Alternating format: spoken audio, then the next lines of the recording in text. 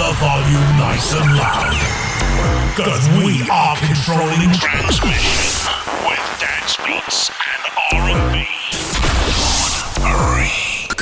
You're in the mix with Lil Drummer Girl. With your host, Dawn Marie.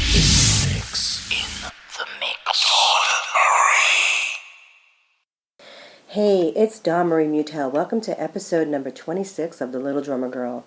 Today's guest is artist Timothy Raines. He is a local artist down here in St. Petersburg, Florida. He's originally from Texas. He has his artwork here at a gallery called The Gallery at 200 Central Avenue South in St. Petersburg, Florida. Timothy's paintings are so charged with explosive energy, giving many awards and accolades for multiple competitions. His extensive client list include Aston Martin, Michelin, HGTV, ABC, Major League Baseball, the MLB teams and players, and the MLB Foundation, and more. I love what Tim says. He has this quote. He said, "I love tapping into the collective imagination of millions of people, whether it's a moment in sports or some other moment in history that we will remember in an image for centuries." Timothy and I met at a gallery there where his works are shown, and we have an interview. So take a listen, enjoy, and be sure to catch the YouTube channel to see his artworks and the interview that we have there as well. And I'll be sure to put those links in the show notes below. Enjoy the episode. Welcome to another episode of The Little Drummer Girl. Thank you so much for joining us today. I'm uber excited because I have someone on the show whose artwork I've admired now since I've been turned on to his work by a local event promoter, Donna Crowley, almost 8 years ago. Timothy Raines is in the house. Actually, I'm in his house. Gallery located here downtown St. Petersburg, Florida,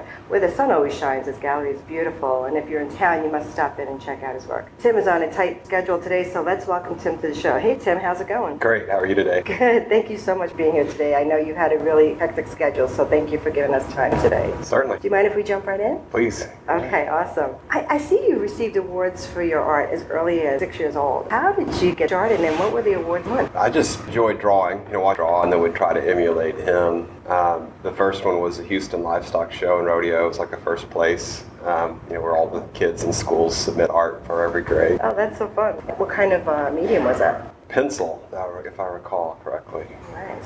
So did you go to school to become an artist? No, I didn't think that art would be a career for me. So when did you decide that you would stick with art as your career? I started doing art around kind of jumping into art in abstract form in my 40s. And that's how it kind of got started, just to cover some walls in my own house.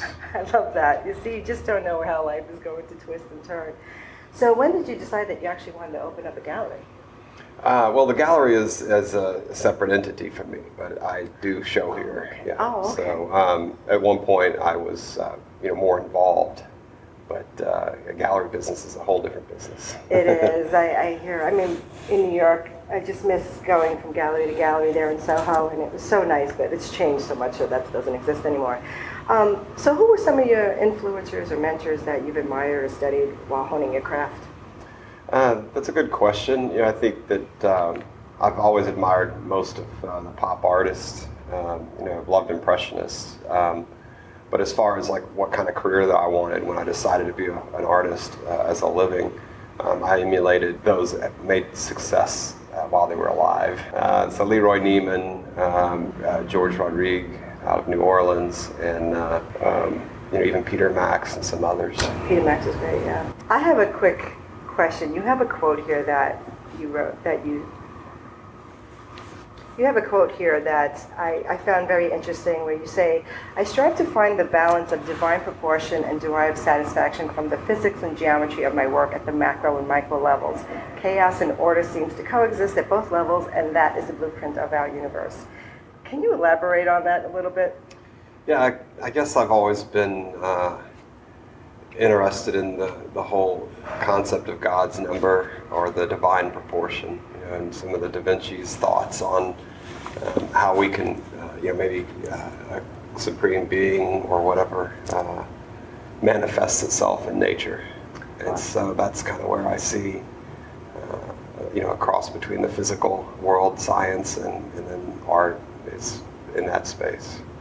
Oh, that's cool. I mean, you have clients that range from automobile dealerships to you name it. How did that start? How did you get into that? That's really kind of a offshoot of my art as a business model. Looking at my art as a business and deciding who do I want to go after. What do I want to do first? Not doing things just to please the market, but I have a passion for automotive, a passion for luxury lifestyle, fine goods, and so other people that have gone before me have created wonderful things, handmade, handcrafted, and so that's kind of how I decided that's my market. Beautiful. And I love watching you actually create your creations because you have such a unique technique. How did you get started with that? I was always a realist, using pencil and realism, and had no grasp of what it meant to be an abstract artist. And so, as a kid, and so that's probably why I didn't pursue art. Is like how do you come up with a signature thing, not just be an illustrator? And so when I decided I needed to cover walls in my own house with some cool art, I thought, well, I'll try abstract, and Pollock seemed to be most accessible in terms of you're throwing paint. I'd say that kind of tongue-in-cheek because everyone knows that the way he did it was pretty special. But it seemed something that I could do, so I just laid the canvas on the ground in my garage and started dropping any kind of paint that I found, even India inks and other things, and then it just evolved from there. Yeah, I think I may have to commission you to do one of me with my DeLorean. Absolutely. So tell me, Tim, what's on the horizon for you this year? Any shows coming up anywhere? Any projects you're working on? Always busy. Have a private show in Delaware in April, and the Indy Grand Prix, not Indy 500. I've been going to that for the past 2 years, Indy 500, to do live painting for an event.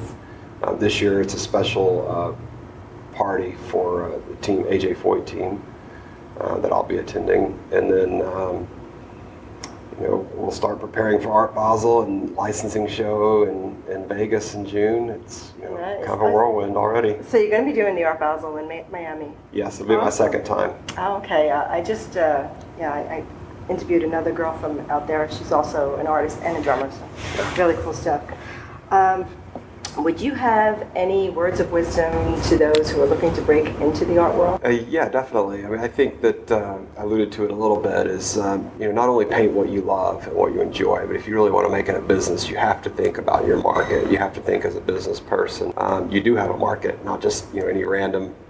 While random people of all walks of life might buy your work, let's say it's abstract and accessible to anyone, there still ultimately is, I think, time worth spent finding out kind of who does buy your art and who might buy more. And I think you'll find that you can target a certain type of person or age group or demographic and make yourself more successful at it. Do you use any particular way to reach your market? Is it social media? Any particular thing that works best for you? I've been pretty bad at doing that well.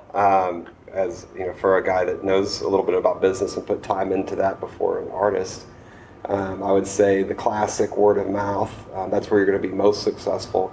But I think that if I would like to do more newsletters. I think those are still effective. I don't do that very well. Staying in touch with your existing clients. I do that by personal thank yous to buyers. Great. But I think doing newsletter is still one of the most effective ways to sell.